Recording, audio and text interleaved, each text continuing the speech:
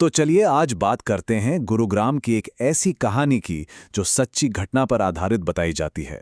एक ऐसी कहानी जो हमारे ऑफिस की जानी पहचानी दुनिया और एक अनजानी अनदेखी दुनिया के बीच की लकीर को धुंधला कर देती है। शुरुआत एक सवाल से करते हैं।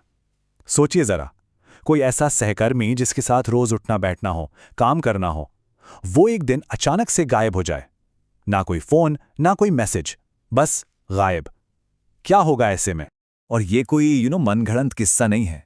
ये वाकया असल में हुआ था गुरुग्राम के एक कॉल सेंटर में, जिसका नाम था सैफ्रॉन बीपीओ।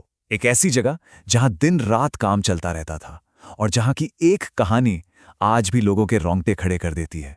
तो चलिए इस कहानी के अंदर चलते हैं और मिलते हैं इसके मेन कैरेक्टर रोजी से।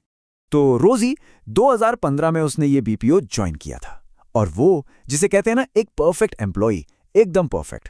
हमेशा टाइम पर आना, शांत रहकर अपना काम करना और काम में इतनी बेहतरीन थी कि एम्प्लॉय ऑफ द मंथ का अवार्ड तो जैसे उसी के लिए बना था। ऑफिस में हर कोई उसे पसंद करता था। और फिर एक दिन वो एम्प्लॉई जो कभी 1 मिनट लेट नहीं होती थी, वो आई ही नहीं। कोई कॉल नहीं, कोई मैसेज नहीं, बस गायब।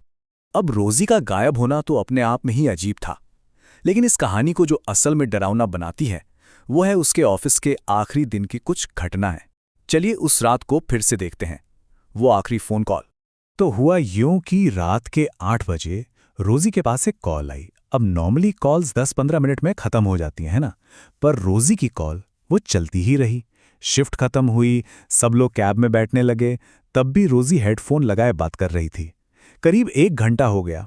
उसके एक दोस्त को चिंता हुई तो उसने सोचा कि चलो कॉल अपनी लाइन पर ट्रांसफर करके देखता हूं। और जैसे ही उसने कॉल ट्रांसफर की, कुछ बहुत ही अजीब हुआ। लाइन पर कोई था ही नहीं, सन्नाटा, डेड लाइन। और जब सिस्टम में चेक किया गया तो होश ही उड़ गए। कॉल तो 1 घंटा पहले ही कट चुकी थी।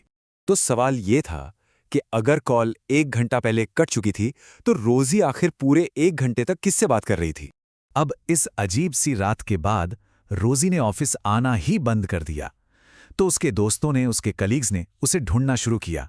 शुरू में लगा 1-2 दिन की बात होगी, पर दिन हफ्तों में बदले और हफ्ते महीनों में। रोजी का कुछ पता नहीं चला। अब सब परेशान हो गए। तो उसके दोस्त पहुंचे उस पते पर जहां कैब उसे रोज छोड़ती थी। लेकिन वहां मकान मालिक ने जो कहा वो और भी हैरान करने वाला था।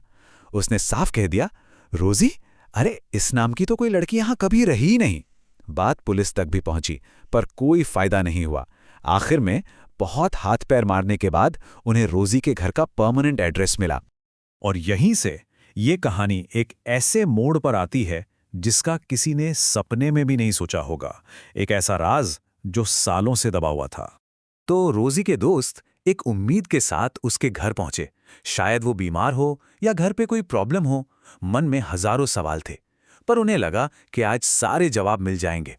दरवाजा खुला, सामने रोजी के माता पिता थे। दोस्तों ने बताया कि वो सैफ्रॉन बीपीओ से आए हैं, रोजी के बारे में जानने के लिए।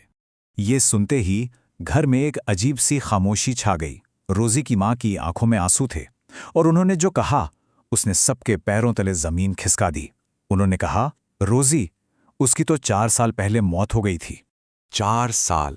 सोचकर देखे जरा उन लोगों की हालत। वो लड़की जिसके साथ वो महीनों से काम कर रहे थे, लंच कर रहे थे, जिसे हर महीने अवार्ड जीतते देख रहे थे, वो 4 साल से इस दुनिया में थी ही नहीं। परिवार वालों ने बताया कि रोजी की मौत एक कार एक्सीडेंट में हुई थी। अब ये सुनकर वो लोग क्या सोचते, क्या करते? अगर रोजी मर चुकी थी तो फिर वो कौन थी जो सैफ्रॉन बीपीओ में उनके साथ काम कर रही थी? और जब ये पूरा मामला सामने आया तो ऑफिस की और भी अजीब अजीब बातें निकलने लगीं। पता चला कि रोजी की कहानी उस ऑफिस में होने वाली अकेली अजीब घटना नहीं थी। वो बीपीओ पहले से ही इन सब चीजों के लिए बदनाम था। वहां काम करने वालों ने पहले भी कई अजीब बातें बताई थीं, जैसे सिस्टम में अचानक से फैंटम कॉल्स आना, प्रिंटर का अपने आप बंद हो जाना, या फिर खाली सीढ़ियों पर किसी के चलने की आवाजें आना, खिड़कियों में अचानक से परछाइयां दिखना, खाली लिफ्ट से फुसफुसाने की आवाजें। और गार्ड्स तो अक्सर कहते थे कि खाली कमरों में लाइटें अपने आप जलती बुझती रहती हैं। और इन सबके पीछे की वजह, खैर, जो कहा जाता है वो ये है कि वो बीपीओ एक पुराने कब्रिस्तान के ऊपर बनाया गया था। लेकिन इस कहानी का अंत यही नहीं होता। इसका एक और बहुत ही दुखद और डरावना पहलू है। कहते हैं कि जिन दोस्तों ने रोजी के घर जाके ये सच पता लगाया था, उन सबकी भी कुछ ही टाइम बाद बहुत ही रहस्यमयी हालात में मौत हो गई। इस एक घटना ने सैफरॉन बीपीओ की दुनिया को हमेशा हमेशा के लिए बदल दिया। अब ये सिर्फ एक ऑफिस का किस्सा नहीं था।